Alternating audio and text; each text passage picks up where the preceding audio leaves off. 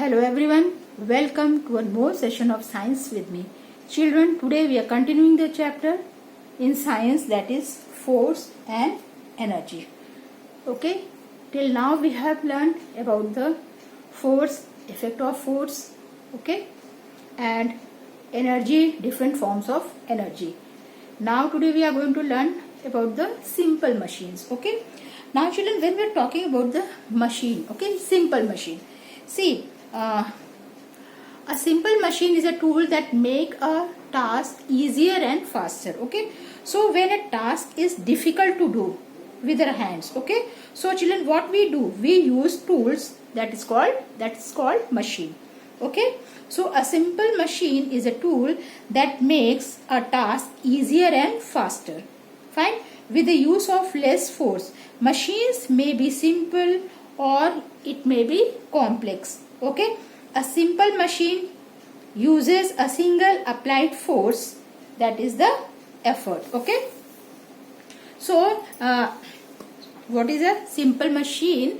A simple machine is a tool that make a task easier and faster. Okay, so children, machines may be simple or complex. A simple machine use a single applied force, that's called effort, okay, to overcome a single force, that is a load. Okay, and a complex machine consists of two or more simple machines. They work together. Okay, and children, there are 6 types of simple machines. First is lever, second wheel and axle, third pulley, fourth inclined plane, fifth wedge, and the 6th one is screw. Okay, now the first one, when we are talking about the lever, okay, see, a lever is a simple machine. Okay, the examples of the lever are a pair of scissors or opening the lid of a tin using a spoon. Okay, so children, a lever is a simple machine, okay, that is made up of rod resting at the point around which it turns. It is used to lift or move heavy weight, okay, or cut the things or open the lid of a tin. These are the lever. Okay, so a pair of scissors is an example of a lever.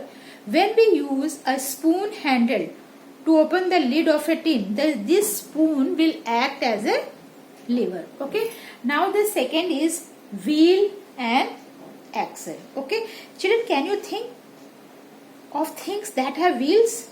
Yes, almost all vehicles have wheels, right? So these wheels, have you seen, these wheels have a rod connected to them, okay, and that rod is called the axle. Okay, so the axle, what this axle do? This axle move the wheel. So children, moving heavy object become easier with the help of a wheel and axle. Okay, the examples of the wheel and axles are door knob and steering wheel of an automobile. Okay, now moving to the third one, that is a pulley. Okay, now when we are talking about the pulley, see, first of all, a pulley consists of the wheel with a grooved rim and a rope. Okay, children, have you seen the wheel?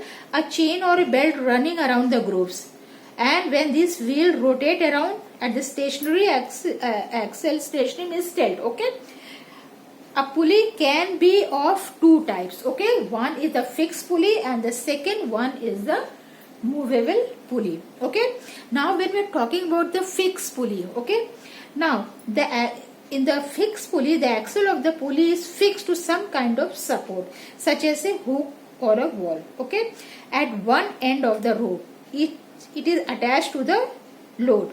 Right? So these types of pulley changes the direction of the forces and it makes a work easier. Okay, it makes a work easy. And it is used, why this pulley? It is used to lift up, when we are talking the example of the well, see, what this, it is used to lift a bucket of water from a well and to raise a flag, the top of the flagpole. Okay, now when we are talking about the movable pulley, see, in movable pulley, the axle is not fixed to any kind of support. Okay, it is free, it is not fixed, it is free and it is moving. Okay, it is movable. The load is directly attached to the pulley, right? So these types of pulleys helps to lift heavy load with lesser effort. than a fixed pulley. Okay, and basically it is usually used in the combination with the fixed pulley. For example, children, have you seen a crane? A crane uses both fixed and the movable pulley to lift heavy loads, right? Now coming to the fourth one, that is a inclined plane. Okay, so when we are talking about the inclined plane, see what is a, for example, inclined plane. Have you seen a ramp in the hospitals? Okay, now see, a inclined plane is a sloping surface, right, and that is used to push or pull heavy object with a certain height, right? A simple smooth board placed at the angle can be used as a inclined plane.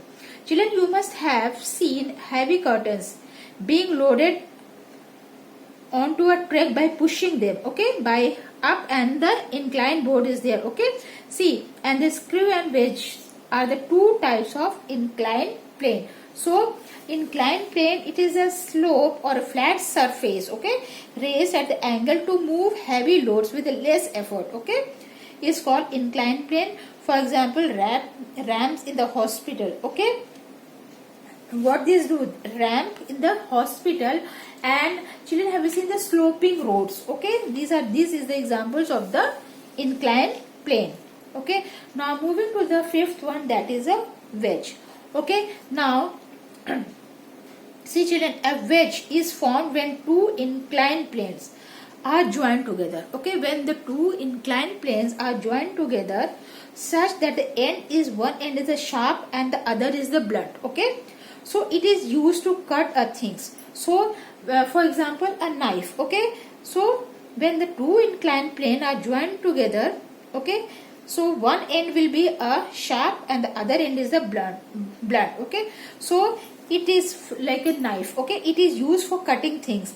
A knife is an example of a wedge. Okay, an axe, that kulhadi. Okay, so a wedge has at least one inclined plane ending in the sharp edge. Okay, so this when we are talking about the wedge, okay, so a wedge has at least one inclined plane, okay, ending in a sharp edge. So this sharp edge helps to cut things. Okay, for example, have you seen an axe with which this woodcutter is cutting the wood? Okay, so these are the examples of the wedge, knife and axe. Now the last one is the screw. Okay, now children, when the screw, see, a screw is another type of inclined plane, right?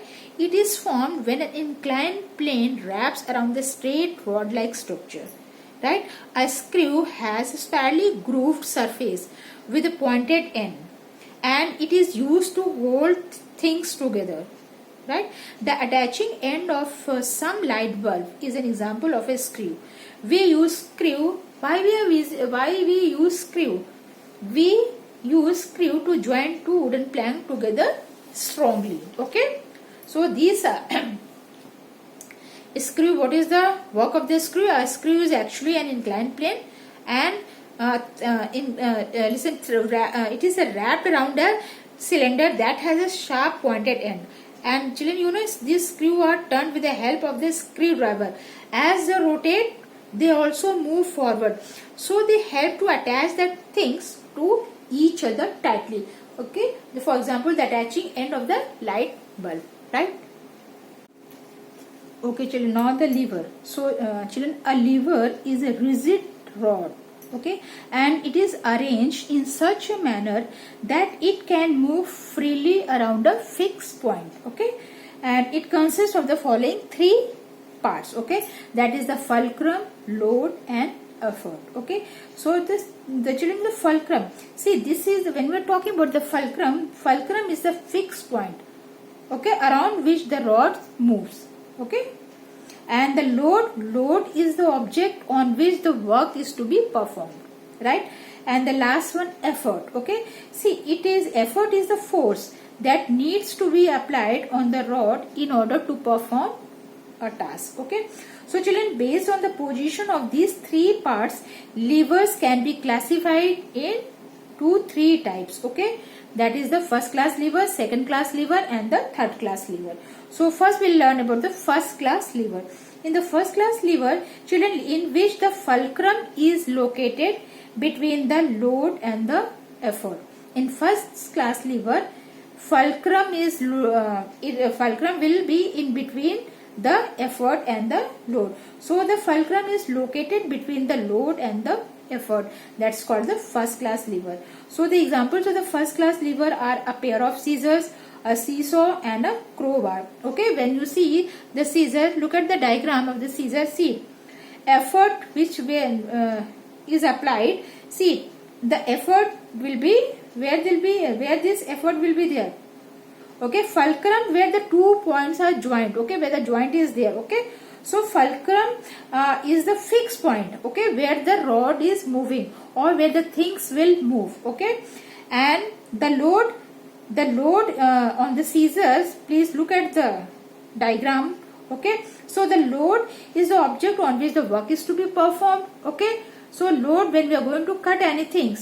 Okay, so the object on which the work is to be performed, that is a load. And the effort is a force that needs to be applied on the rod or in order to perform a task, right? Okay children, now the second class lever. Okay, in second class lever, see children, lever in which the load is located between the fulcrum and the effort is called the second class lever. In second class lever, the load will be in between the fulcrum and effort. Okay, so lever in which the load is located between the fulcrum and the effort are called the second class or class 2 levers. Okay, the examples of the second class lever are wheelbarrow, a bottle opener, and a nut cracker. Okay, now moving to the third class lever. Okay, now in the third class lever, children, lever in which the effort is located between the fulcrum and the load are called the third class lever. Okay, so in third class lever, effort will be in between the load and the fulcrum. So where this effort will be between the load and the fulcrum. So lever in which the effort is located between the fulcrum and the load are called the third class lever or class 3 levers.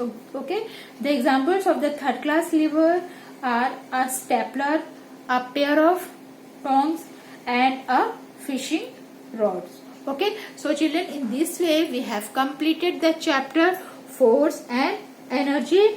And children, we will meet up again in the next video.